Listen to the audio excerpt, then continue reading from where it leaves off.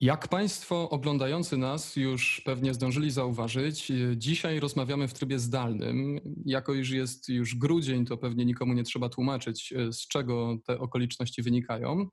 Natomiast myślę, że w przypadku naszego dzisiejszego gościa to nie będzie to żaden problem. Naszym gościem jest pan dr Tomasz Rożek, popularyzator nauki, fizyk, dziennikarz naukowy, twórca kanału Nauka to Lubię. Dzień dobry, panie doktorze.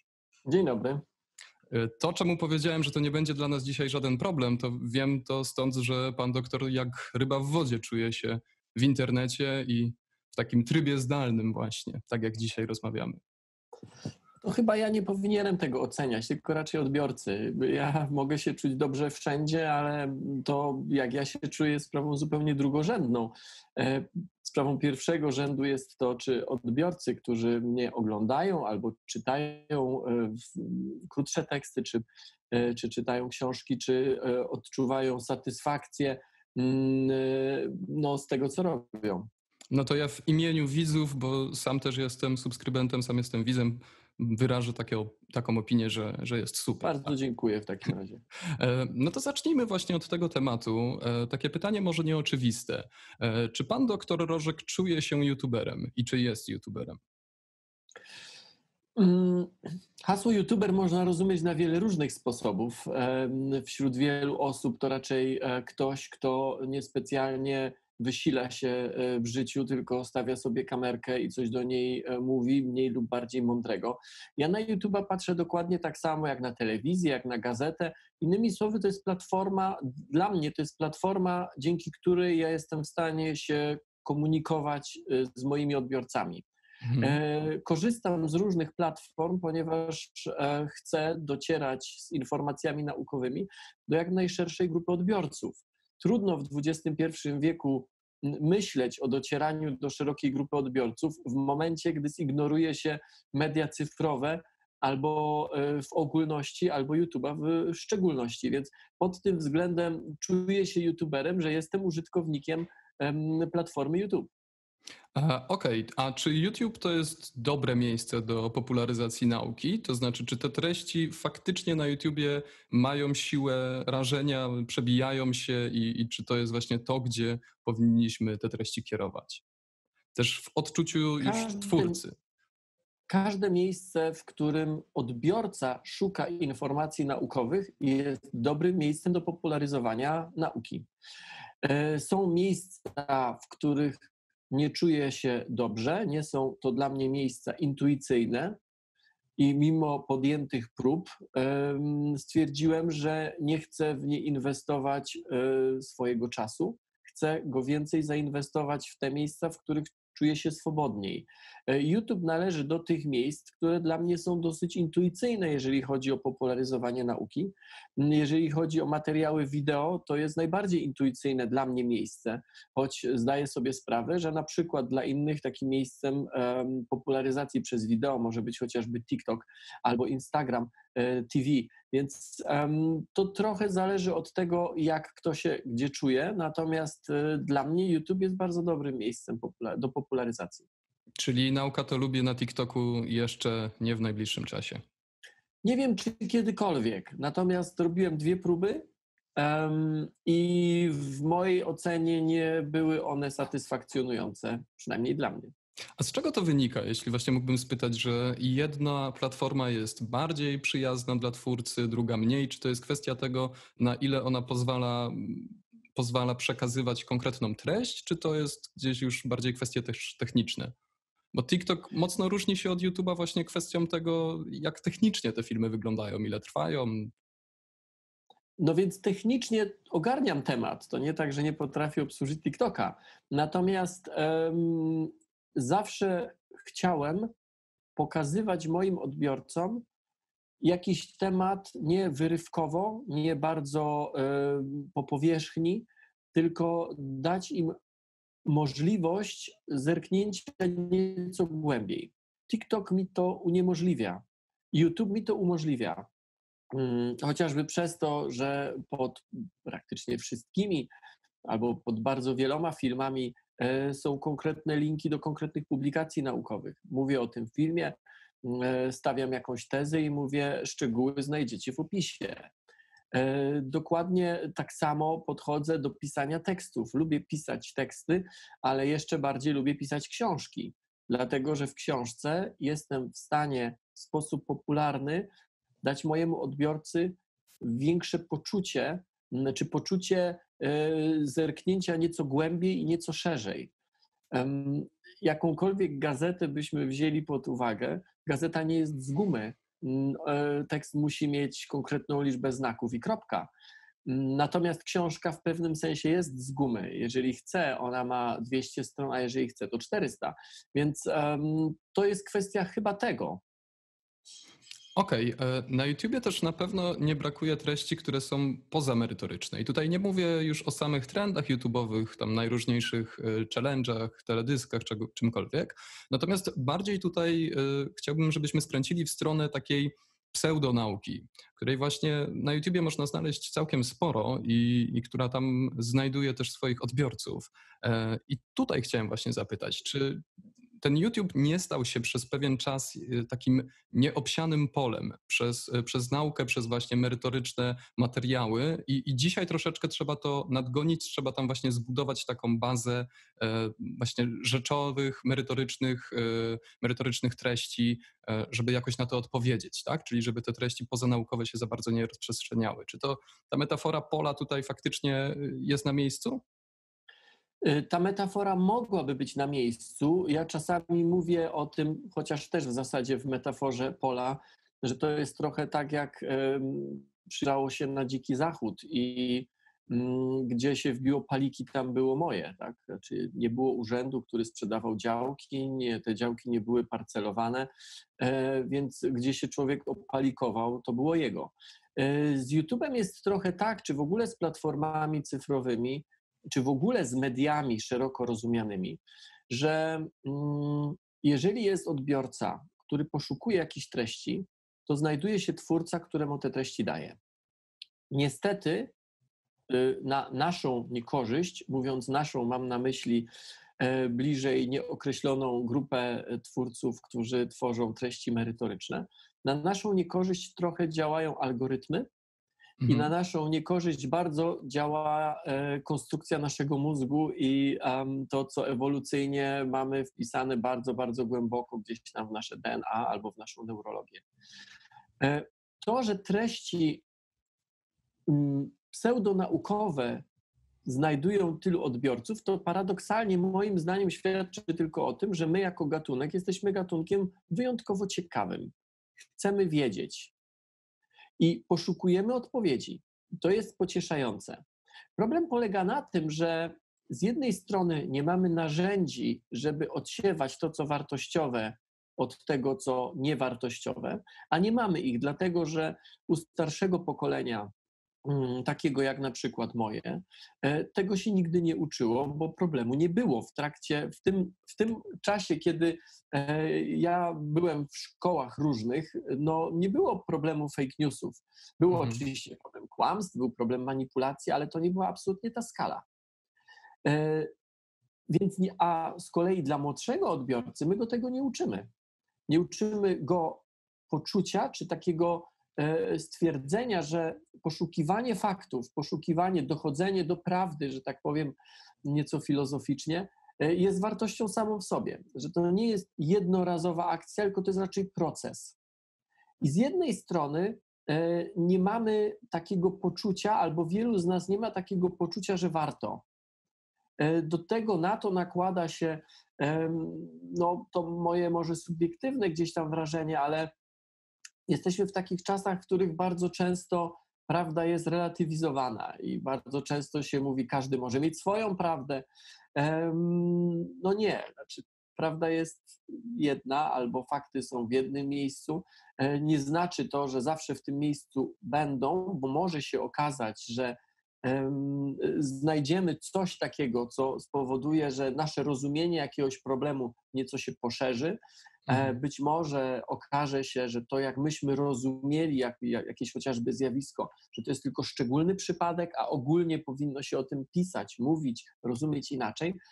Ale pomijam to. To jest jak gdyby jedna warstwa, że my chcemy wiedzieć, ale nie bardzo potrafimy rozróżnić, co jest wartościowe, co nie, bo tego nas nikt nie nauczył.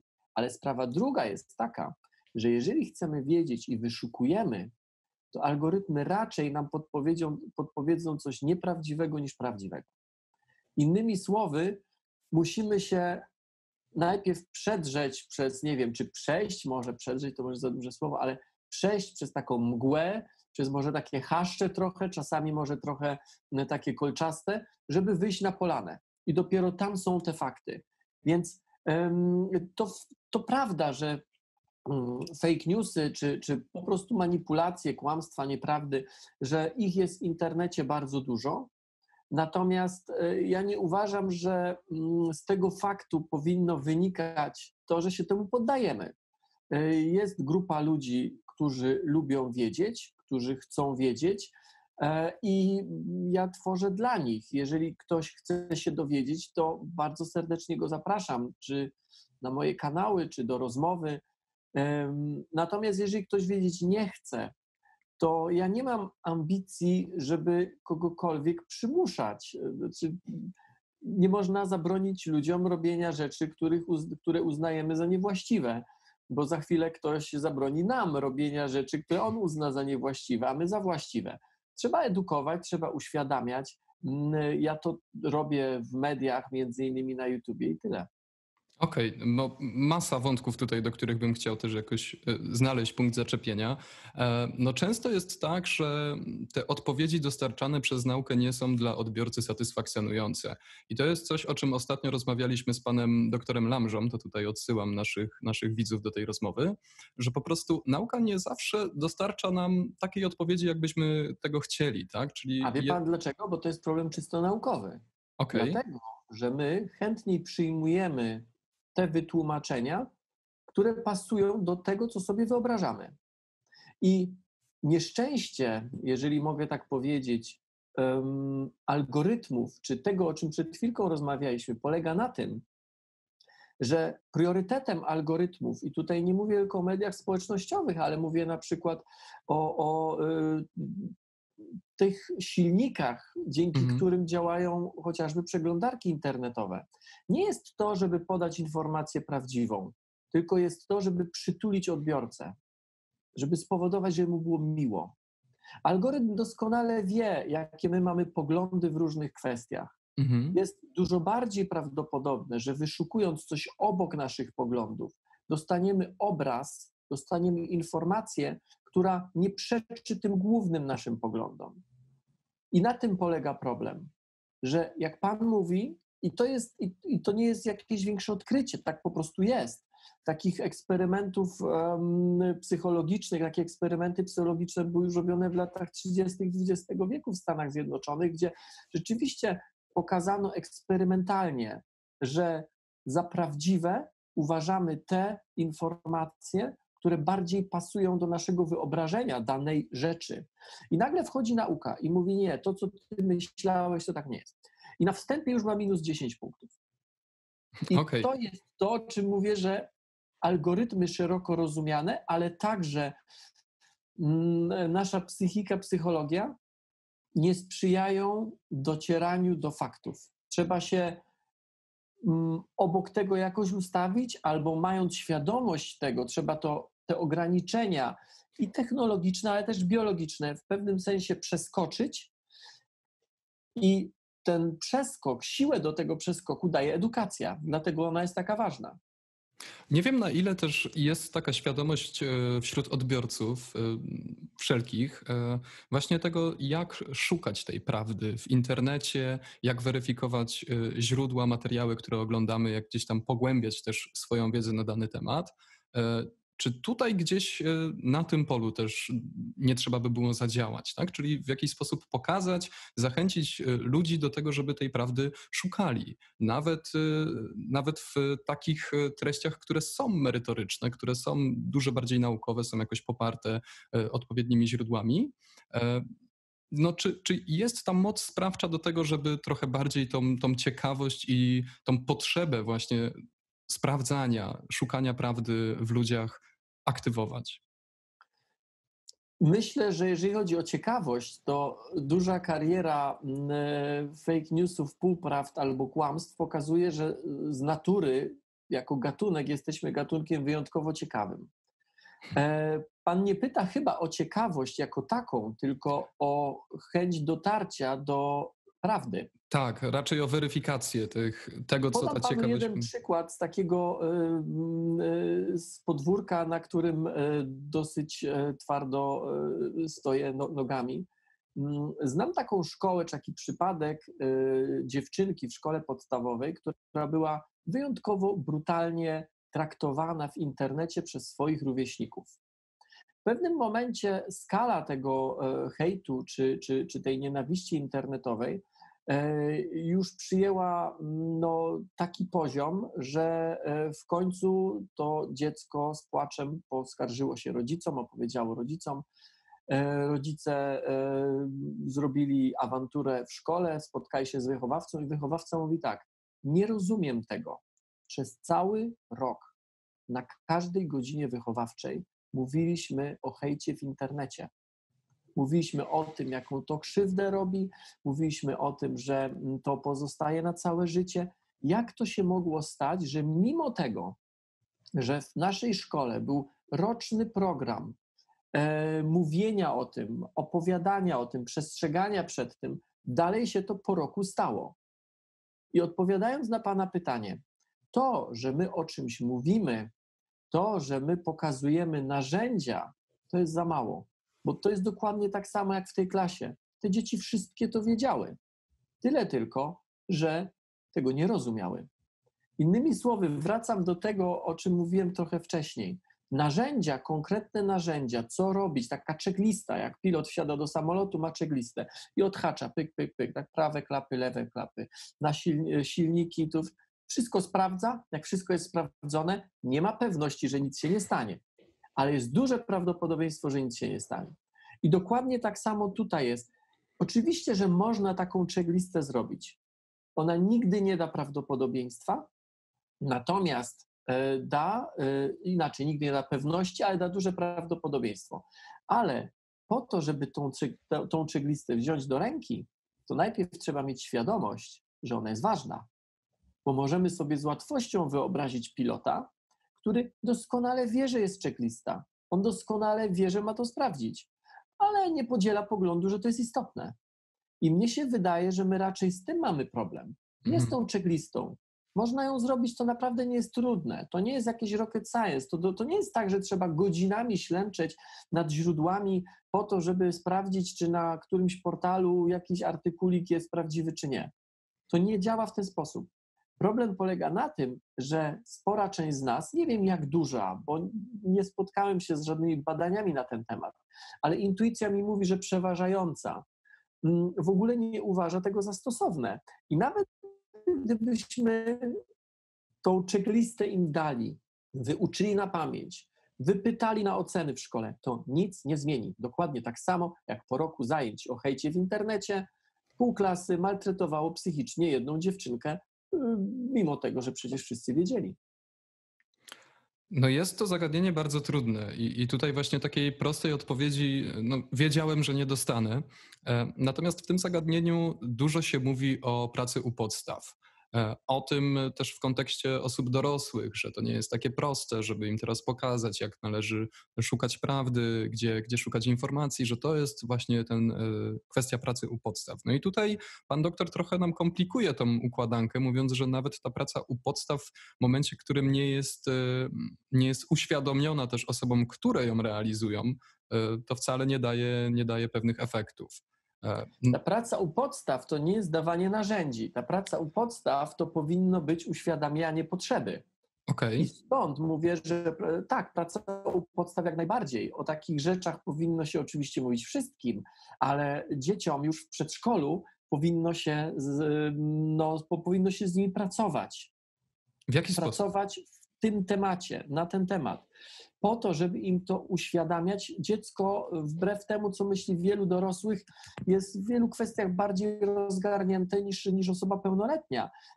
Trzeba oczywiście dotrzeć do niego odpowiednim językiem, odpowiednimi przykładami, być może odpowiednimi zabawami, natomiast to absolutnie nie jest konieczne, bo jeżeli my tego nie zrobimy, to mamy sytuację, w której jesteśmy w dżungli i nie ma z nami przewodnika. I jakkolwiek to brzmi może zabawowo, to ja tego wcale nie uważam za coś zabawowego, bo wystarczy jakikolwiek kryzys po drodze, chociażby taki, z jakim teraz mamy do czynienia, i medyczny, ale też przecież społeczny, ekonomiczny. I nagle się okazuje, że my nie jesteśmy w stanie zrozumieć, co się wokół nas dzieje. A to ma przełożenie, absolutne przełożenie, na przykład na tempo wychodzenia z kryzysu. To ma absolutne przełożenie na to, jak my się w tym kryzysie zachowujemy. Jeżeli uwierzymy w totalną bzdurę, na przykład, że noszenie maseczek powoduje grzybice płuc, to ja się nie dziwię, że chwilę po tym, jak zostały wprowadzone te przepisy, na dużych portalach aukcyjnych można było kupić przewiewną maseczkę. Maseczkę, która jest takiej firanki przewiewnej, po to, żeby była, żeby nikt się nie doczepił, na przykład policjant, ale tak właściwie po to, żeby jej nie było, bo ona jest przewiewna i ona absolutnie nic nie daje. To jest oczywiście jeden przykład z wielu, ale no tak to wygląda, że w czasach spokoju i stabilizacji bez tego nie będziemy się w stanie rozwijać. W czasach spokoju i stabilizacji każdy, kto tylko będzie chciał, na przykład sąsiad ze wschodu, będzie chciał i będzie mógł z wyjątkową łatwością rozchwiać nasze emocje, bo będzie mógł odpowiednią polityką informacyjną tak zarządzać, że w zasadzie rozchwieje wszystko. I dezinformacja to jest jeden z podstawowych sposobów na to, żeby rzeczywiście rozhuśtać łódź, na której płynie ktoś, kogo niekoniecznie lubimy. Ale w czasach kryzysu jest jeszcze gorzej, jakiegokolwiek jest jeszcze gorzej, bo po to, żeby z niego wyjść, trzeba działać razem. A po to, żeby działać razem, musimy opierać wszystko, jak najwięcej na zaufaniu do instytucji, do osób. Ja nie twierdzę, że te instytucje są bez winy, ja tylko mówię, że trudno mi sobie wyobrazić społeczeństwo, które jest totalnie nieodporne na tego typu rzeczy, na manipulacje w internecie, które się rozwija, które się bogaci i które jest w stanie poradzić sobie z kryzysami. No to w takim razie przeskoczmy do tego tematu, bo zaczął pan doktor mówić właśnie o pandemii, o COVID-zie, o też podejściu społeczeństwa do tego zagadnienia.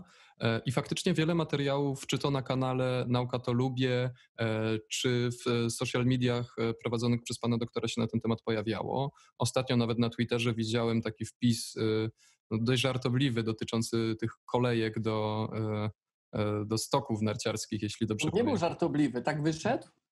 No, tak go czytałem, natomiast uwaga na pewno słuszna. Moje pytanie w tym momencie jest takie, widzę, że trochę tutaj mam...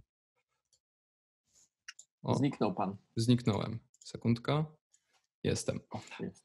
A moje pytanie jest takie, czy zostało zrobione wystarczająco dużo właśnie na polu tej walki z dezinformacją, z całym właśnie naturalnie gdzieś powstającym, to co pan doktor powiedział, tym ruchem antykowidowym, który też się rodzi z samej dezinformacji.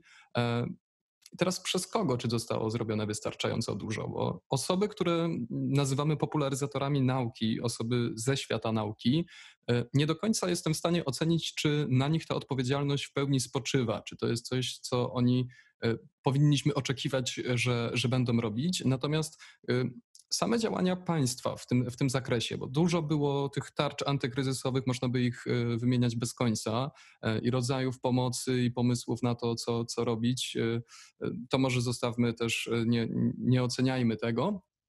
Natomiast tutaj chcę zapytać o tę kampanię właśnie walki z dezinformacją. Czy takowa w ogóle się pojawiła w pana odczuciu, czy wystarczająco dużo tutaj zostało zrobione?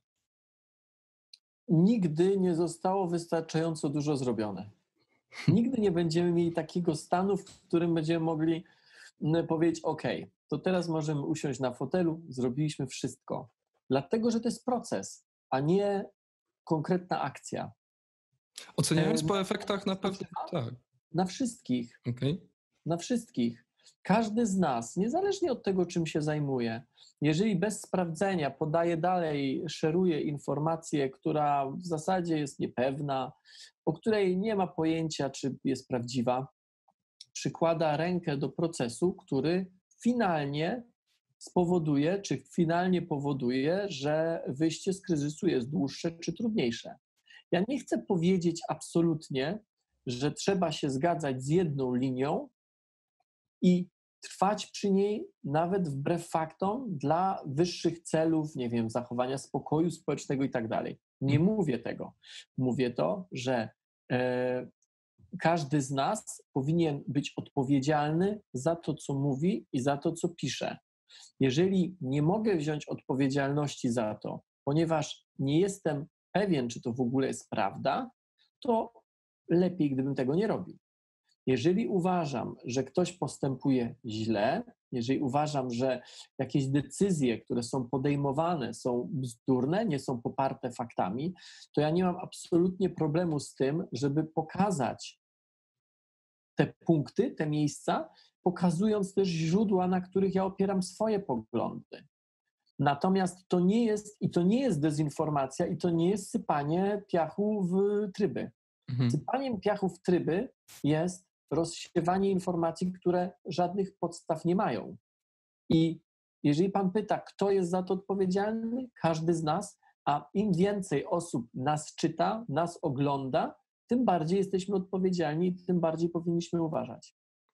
Jak w pana odczuciu to dzisiaj wygląda? To znaczy sama świadomość w społeczeństwie i też nastawienie społeczeństwa, które się bardzo zmienia, jak spojrzymy na ten czas od powiedzmy marca z przerwą, kiedy gdzieś ta liczba zachorowań nie była aż tak duża do teraz drugiej fali zachorowań. Jak tutaj zmieniało się podejście społeczeństwa w pana odczuciu i na jakim stadium znajdujemy się dzisiaj? Czy te głosy gdzieś tam negujące zagrożenie już zmęczonych całą pandemią osób dzisiaj mają tendencję zwyżkową i w jaką stronę to może też dalej skręcać? Na pewno jesteśmy bardzo zmęczeni i myślę, że wielu z nas po prostu jest już zrezygnowanych. Mhm. Dla wielu z nas niech już się to skończy, jakkolwiek by się miało skończyć. Jeżeli mam się zarazić, to już niech się zaraża, ale to już niech będzie teraz i już po prostu miejmy to z głowy. Tak bym powiedział w największym skrócie. Oczywiście, że to zmęczenie, ono wynika z długiego czasu, ono wynika z wielu błędów także informacyjnych, ale ono wynika przede wszystkim z długiego czasu. Mówimy o nie miesiącu czy dwóch, mówimy o wielu miesiącach. Za chwilę będzie rok, tak? No, może za 2 chwile, ale no bo w marcu na początku, prawda, w Polsce był chyba pierwszy przypadek. Mhm. To jest bardzo długi czas. Na początku byliśmy mocno zmobilizowani i dzięki temu, głównie dzięki temu, albo tylko dzięki temu, także dzięki temu, że w Polsce pewne ograniczenia zostały wprowadzone szybko, pierwszej fali praktycznie żeśmy nie poczuli. Druga fala jest zupełnie inna. A nie dlatego, że wirus się zmienił, tylko dlatego, że zmieniło się podejście do niego z jednej strony rządzących, z drugiej strony nas. Jedno jest powiązane z drugim. Gdybyśmy w drugiej fali chcieli zastosować te narzędzia, które były zastosowane w pierwszej fali, to mocne ograniczenia powinny być wprowadzone pod koniec sierpnia. Pod koniec sierpnia czy w sierpniu to myśmy byli na wakacjach i uważaliśmy, że nic się nie dzieje. A to jest nieprawda. Ci, którzy wtedy mówili, że się dzieje i będzie bardzo, bardzo trudno, nikt ich nie słuchał. A to, że wiedzieli, to nie jakieś objawienie, nie wróżka, tylko po prostu było widać na krzywych. Niestety epidemie, ale także wiele innych w przyrodzie, powiedzmy, efektów, one się opisują konkretnymi krzywymi, konkretnymi funkcjami. Te funkcje, o których myślę, funkcje wykładnicze, one są bardzo podstępne. przez długo niewiele widać, żeby się cokolwiek działo i to mocno usypia. Ale jak ruszy, to już jest za późno. Jak ruszy, to już jest sytuacja, w której tama pękła. Mhm. I oczywiście, że możemy minimalizować szkody, ale to już jest tylko minimalizowanie szkód, a nie naprawianie tamy. Naprawianie tamy jest wtedy, kiedy na głowę nam spadnie pierwsza kropelka. I to jest sygnał, że coś jest nie tak, bo ona nie powinna spaść. To, czy mądrym posunięciem jest wprowadzanie totalnego lockdownu, to już jest bardziej zagadnienie ekonomiczne, bo problem nie dotyczy tylko i wyłącznie medycyny i zdrowia, ale także ekonomii, gospodarki, spraw społecznych. Nie czuję się tutaj ekspertem. Jedyne, co mogę zrobić, to mogę popatrzeć, jak robili to inni i wybudować jakiś rodzaj analogii. Mając z tyłu głowy to, że każda gospodarka, każde społeczeństwo jest nieco inne, a im dalej od siebie mieszkamy, tym więcej nas różni. Stąd budowanie takich analogii 1:1, na przykład pomiędzy tym, co się działo na Tajwanie, a tym, co się dzieje w Europie, jest moim zdaniem w tym sensie nieuprawnione, że możemy to obserwować, możemy próbować niektóre rzeczy wprowadzić, ale nie powinniśmy oczekiwać, że te same narzędzia dadzą te same efekty. Okej, no, na pewno też nie da się zupełnie oddzielić tej kwestii zdrowia, kwestii opieki zdrowotnej od ekonomii, od lockdownu. To są rzeczy, które gdzieś tutaj, jeśli nie korelują, to na pewno trzeba traktować jako coś, co na siebie oddziałuje. Jedno wynika z drugiego, to prawda. Właściwie tak. Poskaczemy trochę po tematach. Ja bym też nie chciał, żebyśmy całą tę rozmowę spędzili mówiąc o COVID-zie i o pandemii, bo to zagrożenie też zawsze się pojawia. Nauka to lubię junior. To jest coś, o co chciałem zapytać w kontekście też tej pracy u podstaw, o której powiedzieliśmy, bo wydaje mi się, że to jest taka odpowiedź ze strony właśnie pana doktora na to zagadnienie. Dobrze mówię, dobrze myślę. Po części tak. Myślę, że tak. Dla dzieci, czy o dzieciach, dla dzieci o nauce chciałem mówić od dawna. Bardzo często to robiłem na różnego rodzaju warsztatach, przy okazji tworzenia różnych programów, projektów edukacyjnych, niezwiązanych bezpośrednio z nauką to lubię. No, książki, które piszę, są też czytane przez młodszego odbiorcę, albo ja często, czy lubię o nich mówić, że to są książki familijne, takie, które może przeczytać rodzic, ale też może podsunąć dziecku po to, żeby się zainteresowało.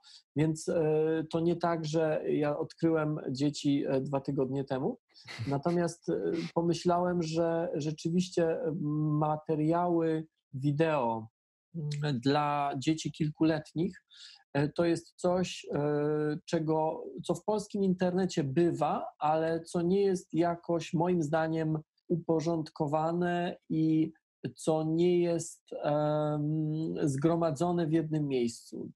Nie ma takiego huba, który by je jak gdyby gromadził, jakiejś takiej platformy. Na to się pewnie nałożyło też to, że coraz częściej dostaję pytania od moich odbiorców, którzy razem ze mną zdążyli się już nieco zestarzeć i którzy z nastolatków czy studentów są młodymi rodzicami i pytają, gdzie jest bezpieczne miejsce w internecie, gdzie mogliby znaleźć materiały promujące naukę, mówiące o nauce dla małych dzieci. Na to się nałożyło oczywiście także pandemia i takie coś, co nie jest dla mnie jakimś zaskoczeniem, bo w zasadzie to robię od lat, ale takie utwierdzenie w tym, że internet jest dobrym miejscem, bardzo dobrym miejscem na to, żeby zostawiać w nim, tworzyć w nim treści edukacyjne. Nauczanie zdalne tylko i wyłącznie to pokazało. Pamiętam jeszcze nie tak dawno temu, jak tworzyłem treści nie tyle popularno-naukowe, popularno-naukowe, jakie popularyzujące, ile edukacyjne, to niektórzy mnie pytali, po co to robię, przecież nikt się nie będzie uczył z YouTube'a. No, to nieprawda. Znaczy jest masa ludzi, uczniów także, którzy jak czegoś nie zrozumieją na lekcji, na przykład matematyki czy fizyki, to poszukują tego zagadnienia na YouTubie.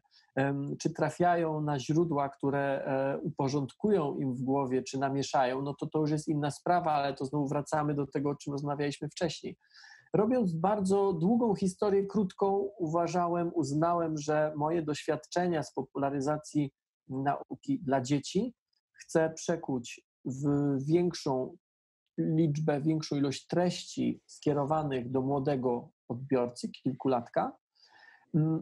I jedyne, nad czym się zastanawiałem, czy to powinno być spięte na dużym kanale Nauka to Lubię, czy powinien zostać otwarty nowy kanał Nauka to Lubię Junior.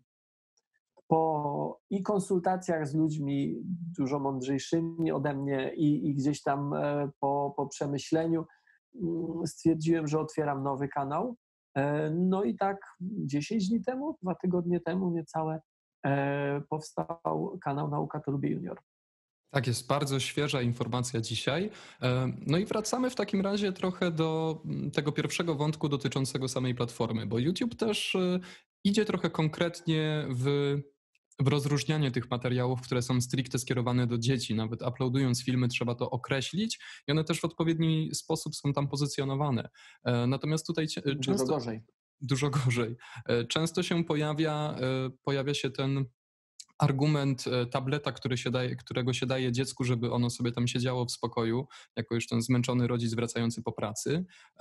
I to na pewno jest krok w dobrą stronę, żeby ten tablet z automatu był ustawiony na kanały, które gdzieś tam mają rozbudzać tą ciekawość nauki, gdzieś dzieci tym zainteresować. Ale właśnie znowuż wracając do tego zagadnienia, o którym mówiliśmy na początku, powiedział pan właśnie przed chwilą, że te treści są gorzej pozycjonowane.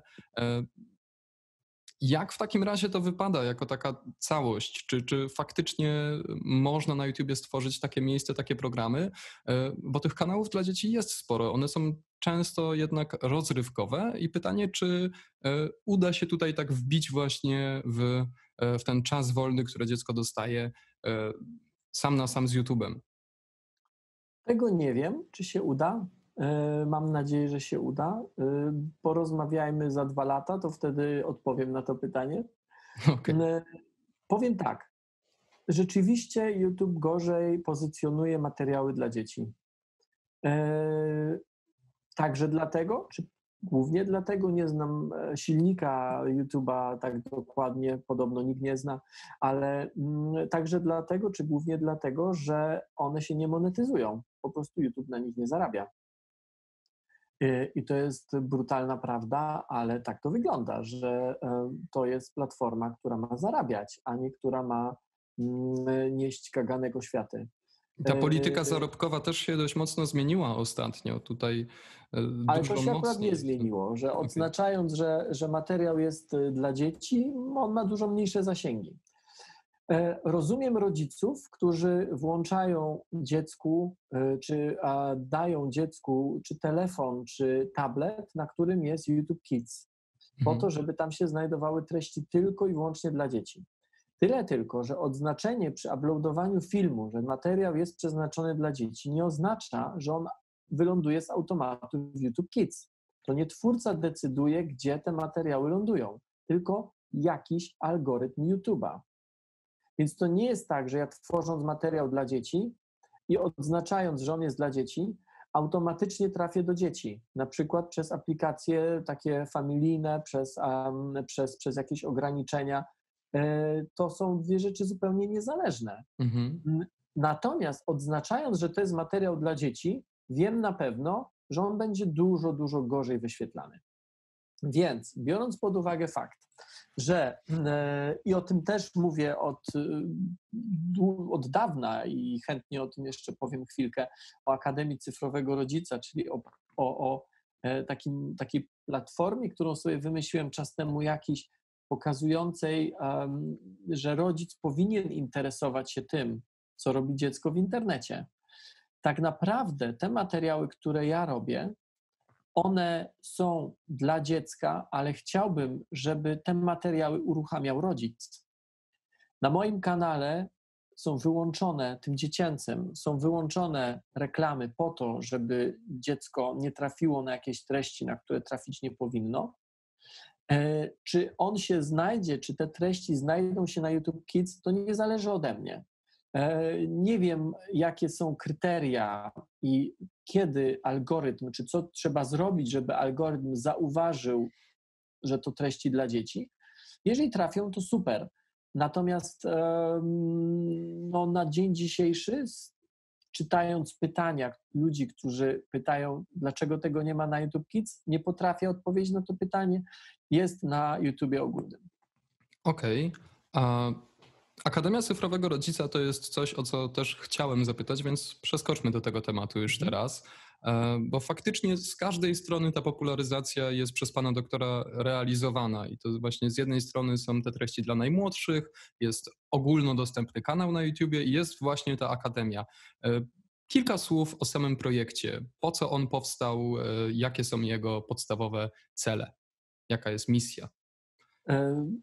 Chciałem stworzyć miejsce, które będzie takim portem dla rodziców zgubionych na szalejącym oceanie informacji, technologii i w tym wszystkim gdzieś tam wychowania dziecka. Mhm. Statystyki mówią, że niewielki procent rodziców ma wgląd, interesuje się, ma świadomość, co robią dzieci w internecie. Uważam, że jest to bardzo niebezpieczne, ponieważ to naraża młodego człowieka na wiele, jeżeli to są tylko nieprzyjemne sytuacje, to jeszcze pół biedy, ale na wiele sytuacji, które mogą zaważyć na całym jego życiu. Jeżeli popatrzymy na te statystyki, no a oceniam rzeczywistość patrząc w statystyki, to rzeczywiście sytuacja, przynajmniej dla mnie, jest zatrważająca. Bo jak czytam, że całkiem spora grupa 8-9-latków ma regularny dostęp do pornografii, to mnie to szokuje. Jak czytam, że dzieci 11-12-letnie tak same deklarują, czy spora grupa z nich twierdzi, że w zasadzie rodzice im absolutnie nie towarzyszą w poznawaniu internetu, nie są z nimi, nie wiedzą, co robią, nie mają żadnych ograniczeń, to jestem przestraszony. A z kolei jak rozmawia się z psychologami, którzy coraz częściej zwracają na to uwagę, dlatego że coraz częściej mają przypadki pacjentów, którzy po prostu są przez, nie chcę powiedzieć internet pogruchotani, ale pacjentów, którzy nie docenili tego, że każdy kij ma dwa końce i każda technologia może być wykorzystana w sposób niecny. Internet także.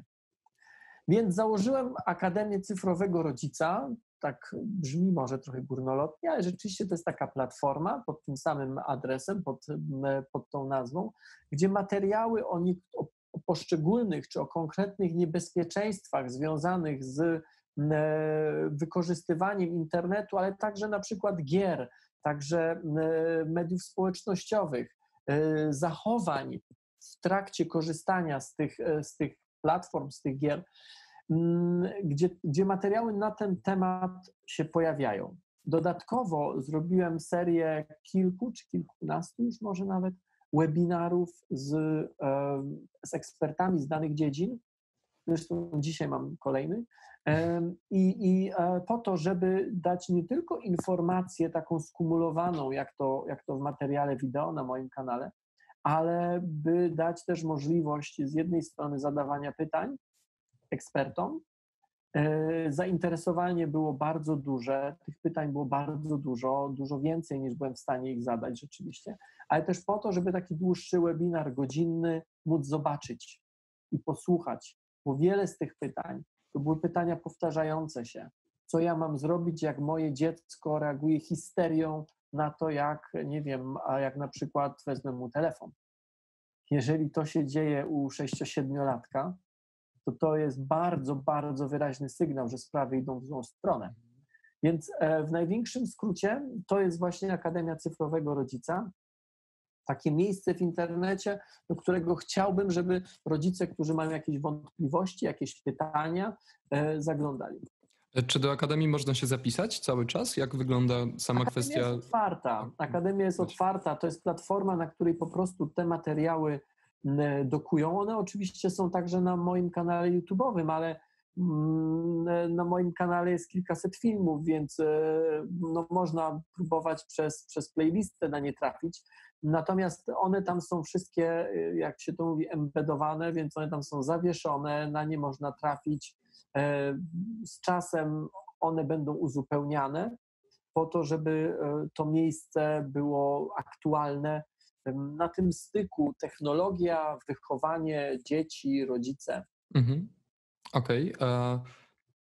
Czy sama świadomość tej nieskończoności internetu i wynikającej z tego też nieskończoności zagrożeń, które się ciągle pojawiają, no bo te treści, w które młode osoby mogą wpadać, są najróżniejsze. Tu nie chcę wymieniać przykładów, ale zarówno ta dezinformacja, jak i hejt i pewne powielanie nieprawdziwych informacji ma miejsce. I teraz to, o co pytam, to czy to jest problem, czy to jest właśnie pewna rzecz, na którą trzeba odpowiedzieć właśnie, wykształcić jakąś umiejętność radzenia sobie, bez względu na to, czy tym naszym problemem jest tam, nie wiem, niebieski wieloryb, czy jeszcze inne trendy, które w internecie się pojawiają. To jest pytanie, czy da się wykształcić i u rodziców, i u dzieci jakąś taką kompetencję trwałego radzenia sobie z treściami internetowymi, filtrowania, i decydowania o tym, czy coś należy brać na poważnie, czy nie. Czy Akademia może tą umiejętność rozwija? Nie wiem, czy się da to zrobić, ale uważam, że nie stać nas na to, żeby nie próbować. Czy to jest problem? To jest specyfika internetu. Tak, bo za każdym razem pojawiają się nowe zagrożenia, nowe trendy, które trzeba by jakoś odmitologizować. Tak. To jest trochę tak, jak gdyby pan zapytał, czy to jest problem, że wchodząc na rynek średniowiecznego miasta, na którym akurat trwa targ, czy to jest problem, że tam są i kieszonkowcy, i ktoś, kto sprzedaje mięso, i ktoś, kto zionie ogniem, tak, i żongluje nożami, i ktoś, kto sprzedaje kapelusze. Ja sobie myślę, no to jest specyfika tego miejsca. I oczywiście możemy się trzymać od niego daleko, ale musimy mieć świadomość konsekwencji tego. Dziecko, które nie potrafi obsłużyć urządzenia cyfrowego, dziecko, które nie potrafi chodzić, szukać, sprawdzać rzeczy w internecie, to jest dziecko, które nie potrafi czytać. To jest dziecko, które nie potrafi pisać w XXI wieku. Kilka dni temu przeczytałem badania, chyba ze Stanów Zjednoczonych one były, które mówiły, że na rynku pracy osoba, która nie ma smartfona, jest skazana na porażkę. Nie ma telefonu komórkowego, nie ma smartfona.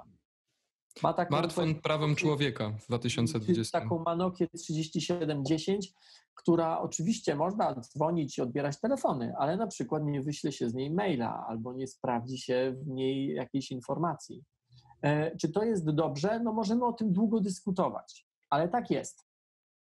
I teraz możemy oczywiście stwierdzić, jestem antysystemowy i będę lepił garnki, okay? Albo w Bieszczadach będę wypalał węgiel drzewny. I ja to mówię nie z kpiną, ja to mówię zupełnie poważnie. Znaczy, bo możemy taką decyzję podjąć. Czy powinniśmy to robić za dzieci, to jest inna sprawa, ale możemy taką decyzję podjąć.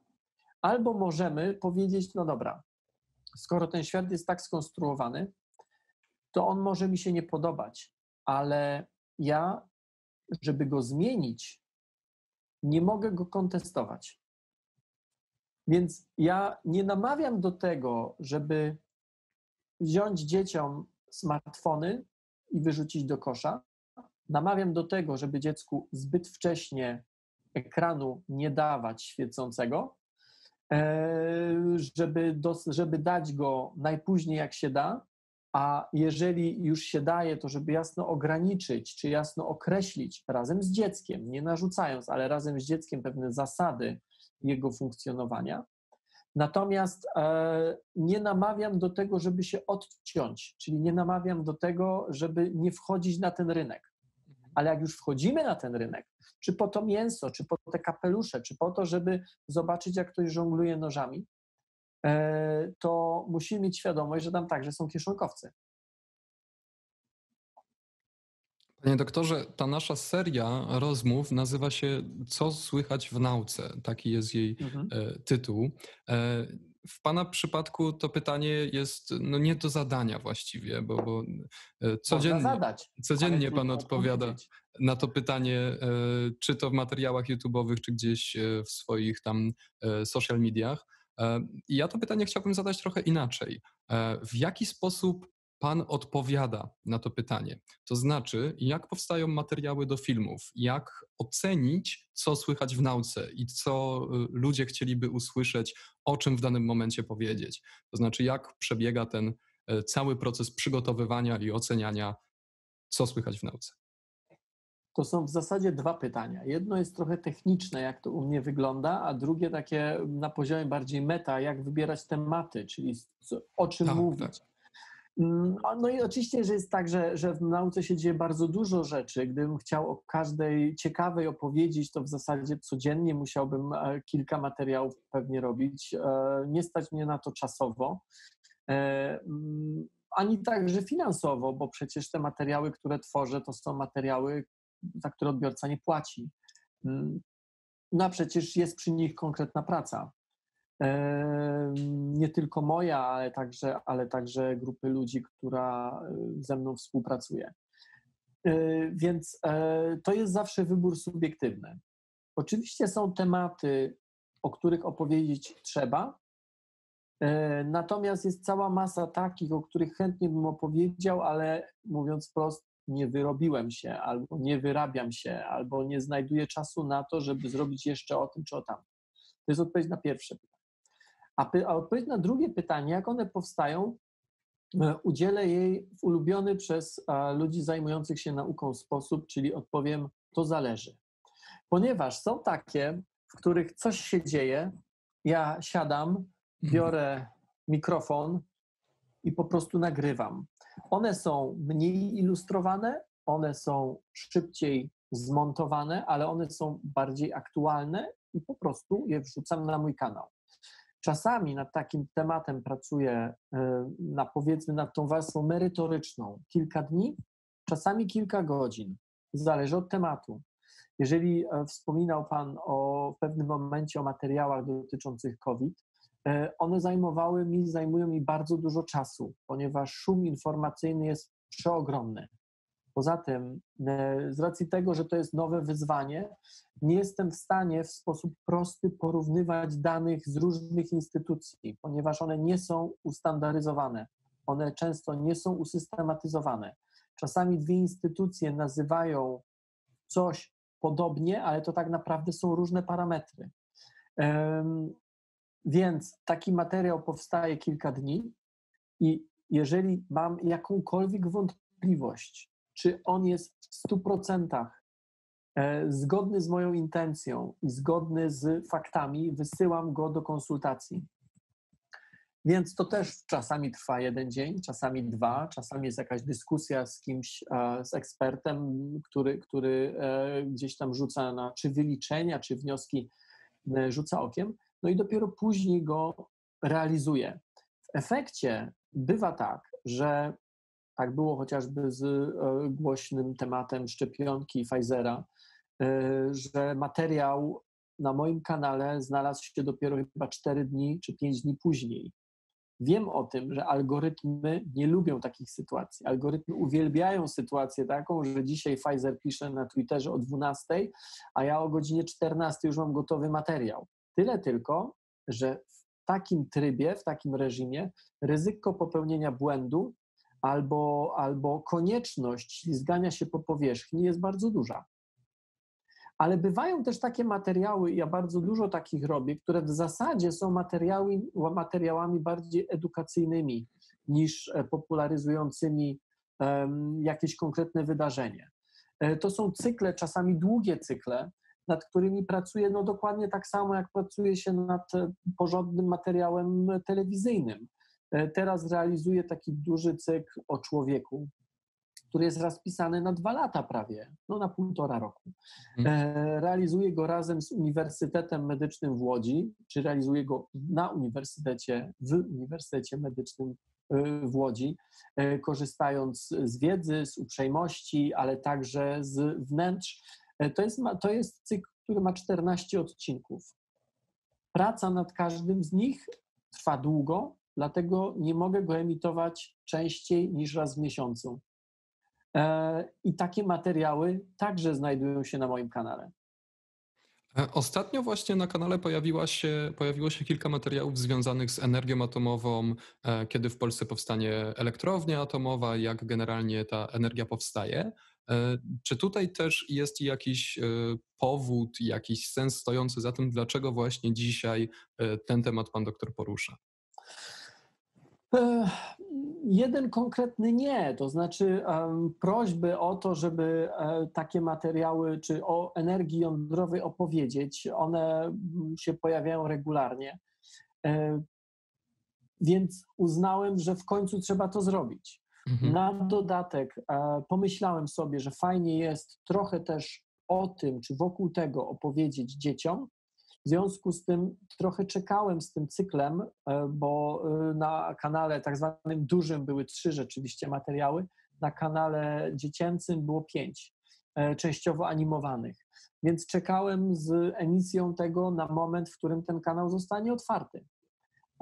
Zrobienie materiału dla dzieci trwa wielokrotnie dłużej, bo go trzeba animować albo w całości, albo częściowo. To są z jednej strony duże koszty, ale z drugiej strony czas potrzebny na to, żeby animator mógł to zrobić. Mówiąc o cyklu tym o człowieku, jak działa człowiek, cykl jest 14-odcinkowy dla dorosłych, czy na duży kanał, ale 8 odcinków animowanych o tym, jak działa człowiek, jest teraz animowanych na kanał dziecięcy. 8 odcinków, każdy około 4,5 minuty i one są w całości animowane. To jest masa pracy. Dzisiaj przed naszą rozmową jeszcze akceptowałem tak zwany animatic, Mhm. szczególne powiedzmy kadry, sceny. Każdy szczegół jest istotny. Dla dziecka to musi mieć inną konstrukcję, inną dynamikę.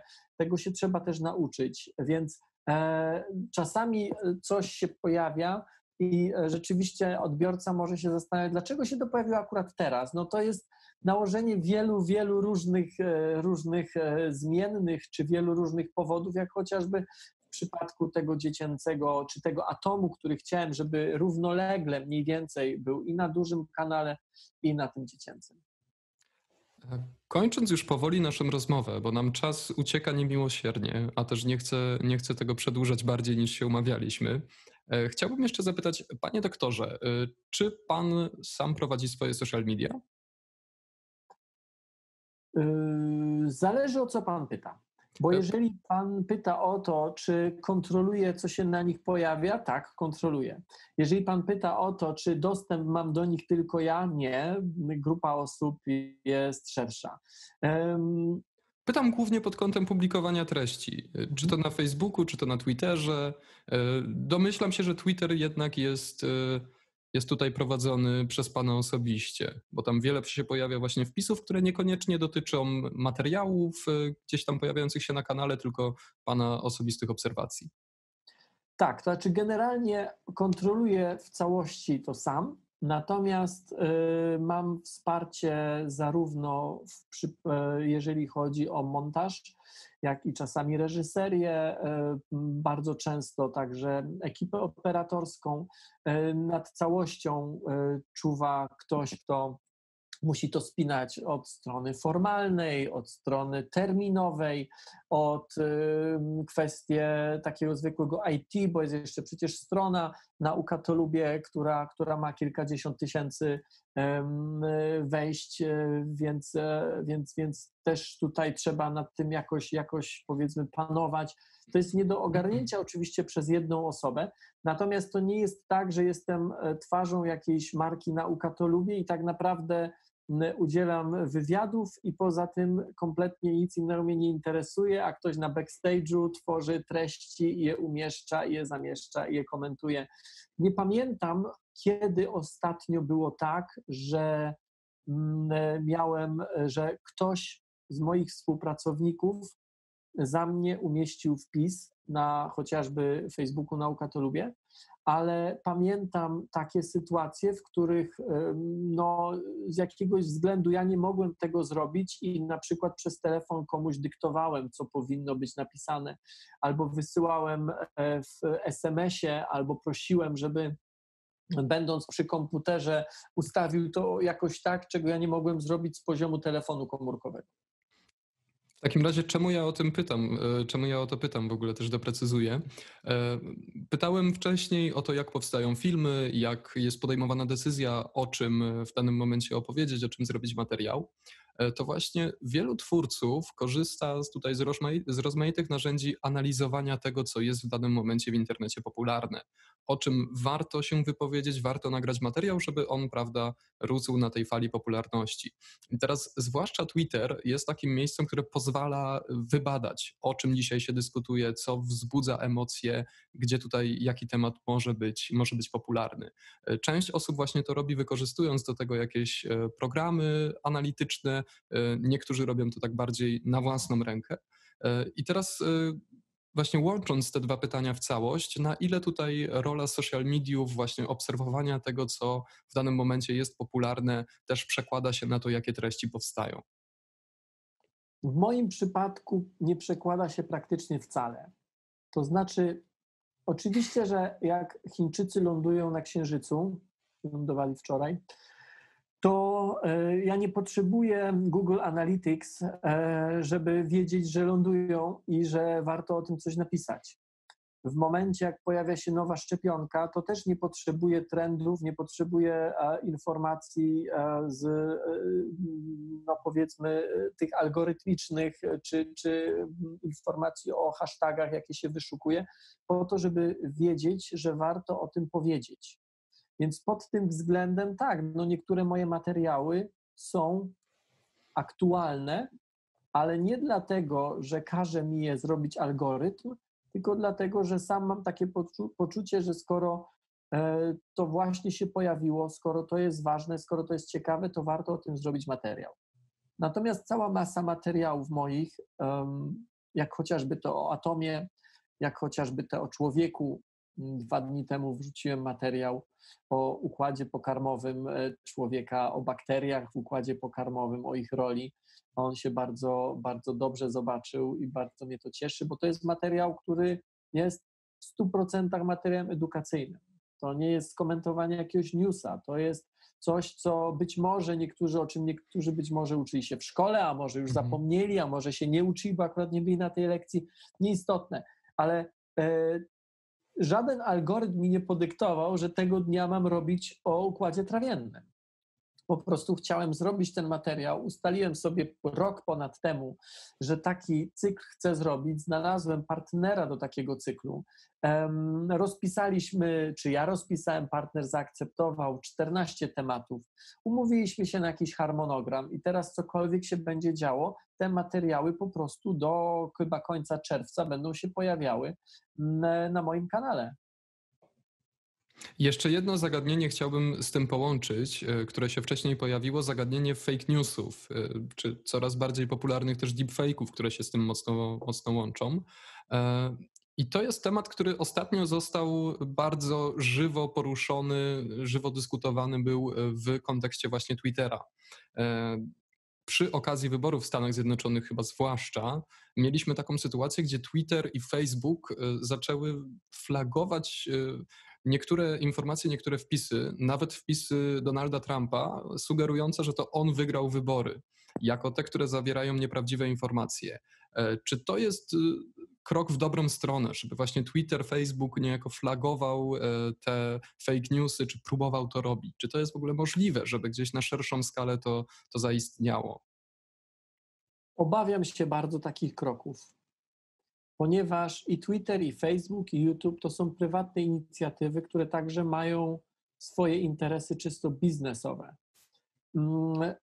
biznes na tym poziomie nie różni się niczym od polityki, albo nie da się postawić granicy jasnej, że do tego momentu jest biznes, a później polityka i tam już nie wchodzimy. Sam fakt zablokowania czegoś albo obniżania, cięcia zasięgów może mieć wpływ i na plus, i na minus dla jakiegoś polityka czy dla jakiejś partii. Mieliśmy z tym do czynienia, jest to całkiem dobrze opisane, w przypadku chociażby Brexitu, gdzie odpowiednio wykorzystywane narzędzia, głównie przez Facebooka, spowodowały, czy miały wpływ na ostateczny wynik. Boję się takich sytuacji, ponieważ za chwilkę, ponieważ po pierwsze nie wiem, jakie są kryteria. My mówimy teraz o sytuacji dość oczywistej, że czarne jest białe, więc okej, nikt się specjalnie nie oburza. Ale za chwilkę może się okazać, że ktoś popatrzy na kolor szary i powie, no, że to jest szare, a Twitter powie, nie, to nie jest szare, to jest gołębie. To jest kolor taki gołębi, a w zasadzie taki trochę bardziej popielaty, czyli kłamiesz, czyli cię zablokujemy.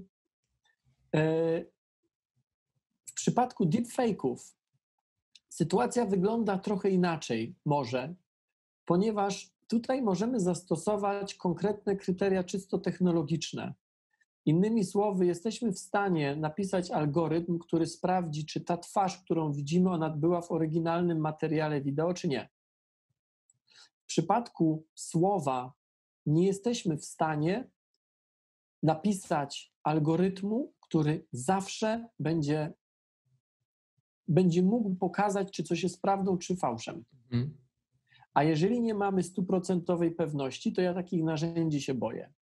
I raczej bym stawiał, i to dotyczy nie tylko tego, ale w ogóle wszelkich regulacji przez szczepionki, przez, nie wiem, dzieci idące do szkoły, czy w wieku 6 lat, czy 7 lat, czy 5 lat, żeby raczej stawiać na edukację i na świadomość po to, żeby ludzie mogli sami podjąć decyzję, niż w pewnym sensie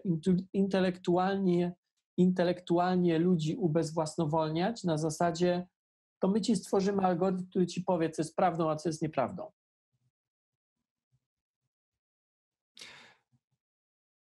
No nie sposób się z tym nie zgodzić właśnie, zwłaszcza w kontekście tego słowa pisanego, gdzie ciężko jest to osądzić. Łatwo sobie też pewnie wyobrazić, jak wielki byłby ruch, jak wielkie byłoby oburzenie stojące za ukrywaniem pewnych treści i jak łatwo z tego mogłyby wyrastać pewne teorie spiskowe, pewne grupy, które by poczuły się tym urażone i uznałyby, że w takim razie pewna prawda jest przed nimi ukrywana przez twórców tych portali. To zresztą dzieje się także i dziś, ale to myślę, że w tej sytuacji byłoby jeszcze bardziej widoczne.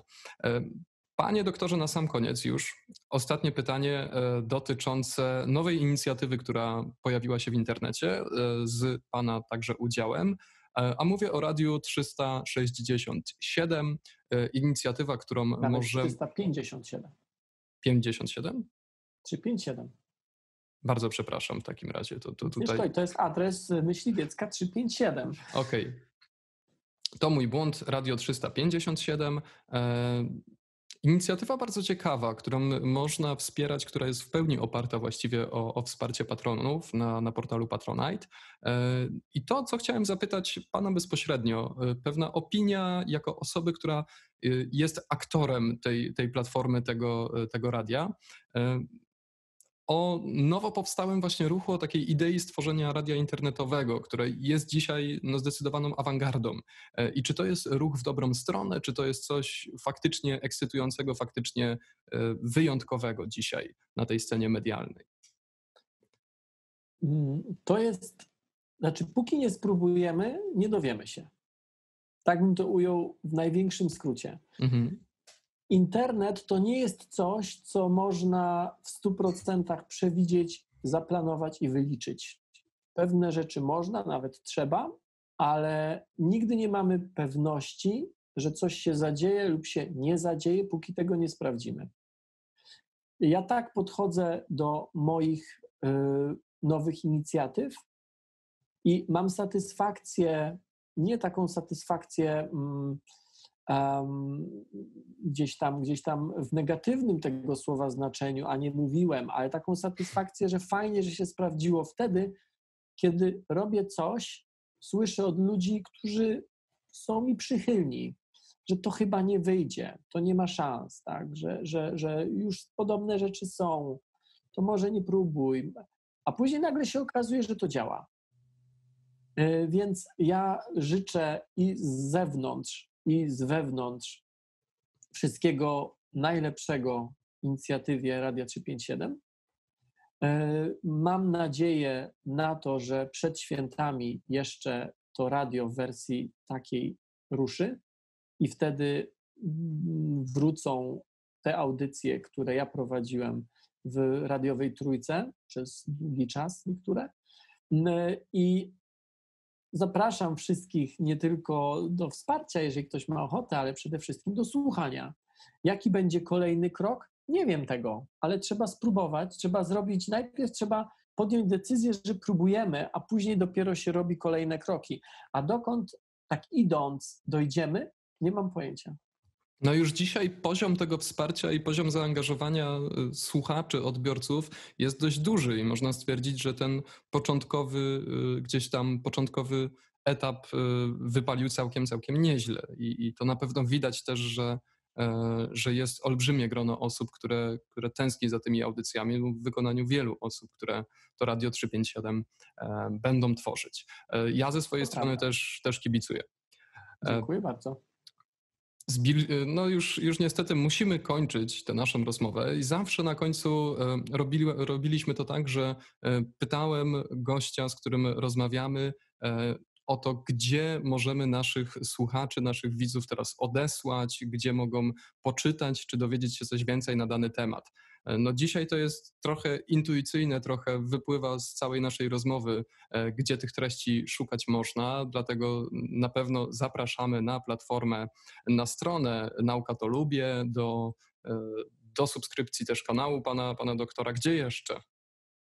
No w zasadzie wszystko koncentruje się wokół hasła Nauka to Lubię, więc żeby nie robić długiej historii z tej odpowiedzi, zapraszam na Nauka to Lubię na Facebooku i YouTubie.